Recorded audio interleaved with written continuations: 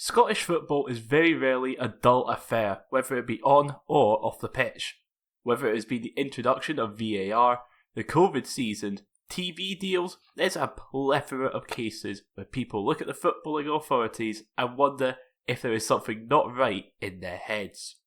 Sometimes, however, the most ridiculous ideas come from outside Scotland itself, and usually from people with no idea what the footballing landscape is like here. This idea was to play an Old Firm game, not just outside of Glasgow, which in itself is a ridiculous idea, but to play the game in a newly pacified Belfast to celebrate the Good Friday Agreement. So in this video, I'll be looking at the background for this proposal, who decided this was a good idea, and the general reaction to this idea. It's just bizarre. First, we need to look at what the Good Friday Agreement was, and how two teams in Glasgow are related to it.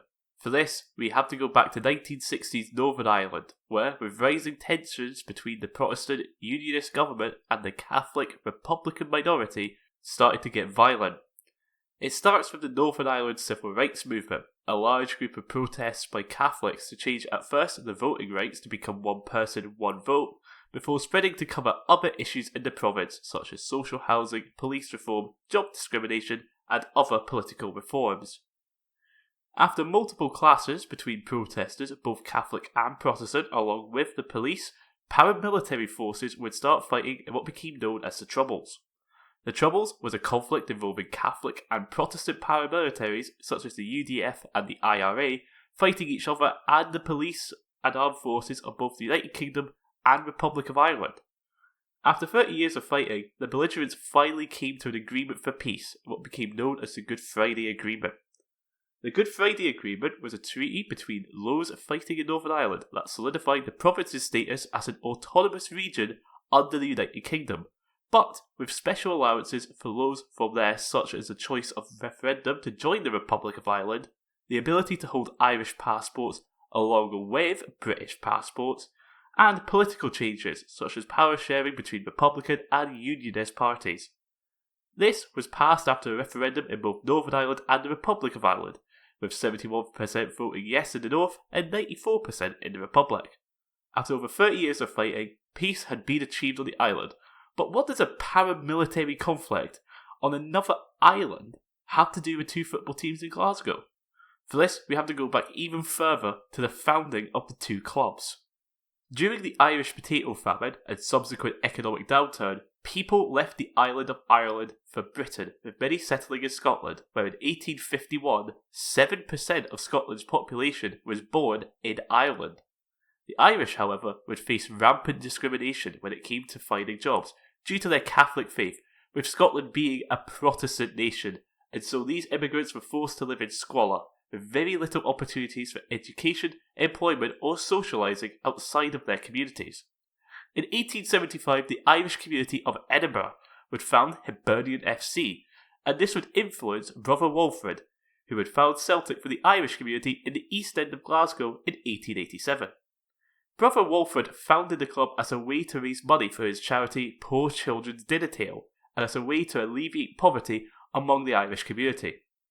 Celtic would play their first game against fellow Glasgow side Rangers in a friendly in 1888, which they would win 5-2. Rangers, meanwhile, were founded in 1872, and were just like any other football club at the time. However, with their earlier founding, their support came from the native Scottish people, who were, as previously mentioned, predominantly Protestant.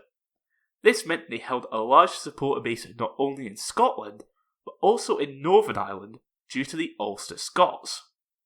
The Ulster Scots are a group of people who arrived in Ireland during the 15th and 16th century during the era of plantations in Ireland in what was an attempt by the British Crown to anglicise and civilise the Gaelic Irish.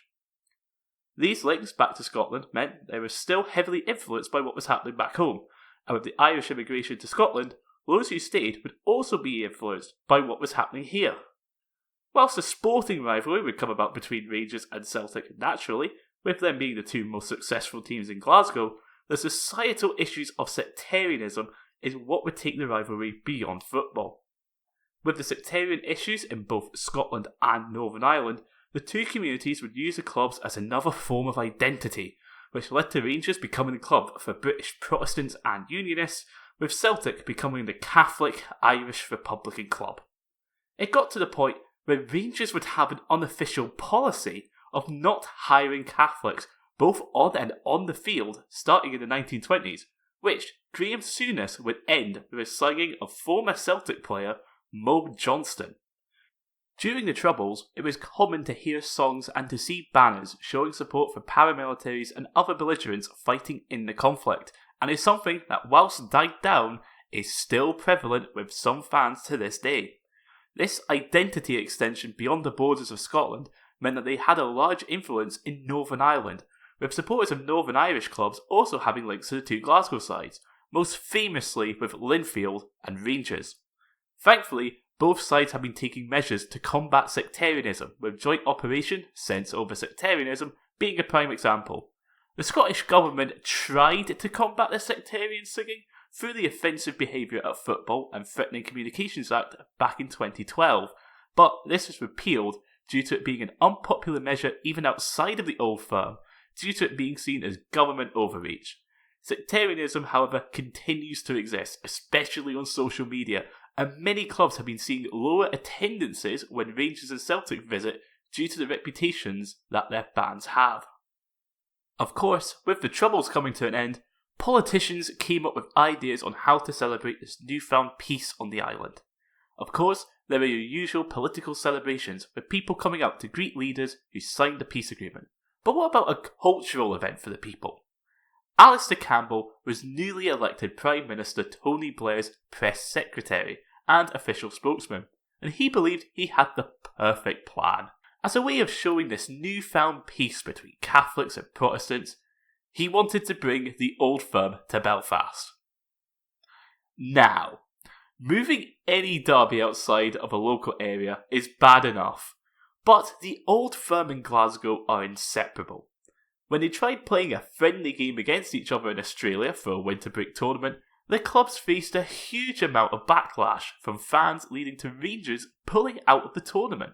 So imagine the reaction when the government themselves tries to get involved with moving the game to a different country. There are even claims that to promote peace, the clubs would swap shirts, so Rangers players would be wearing Celtic shirts and vice versa for the game. If you are wanting to promote a peace deal, the last thing you want to do is what I just said. Football is a tribal game, with people having differing levels of fanaticism. Most people who are Rangers or Celtic fans probably know someone who refuses to wear green or blue due to it being the colour of their rivals. I mean, we have the entire town of Larkhall. They have protection over the green traffic lights because people kept smashing them. The subway has black and yellow branding instead of green and yellow, and they tried to force Asda to change their branding to blue instead of green. There is no way either club would approve of this, even with Campbell's claims of having direct contact to the higher-ups at Celtic, and a leverage for Rangers through Sir Alex Ferguson, who sort of has a bit of a grudge with Rangers. Thankfully, nobody in the government took up Campbell's idea. Tony Blair wasn't interested in starting a war.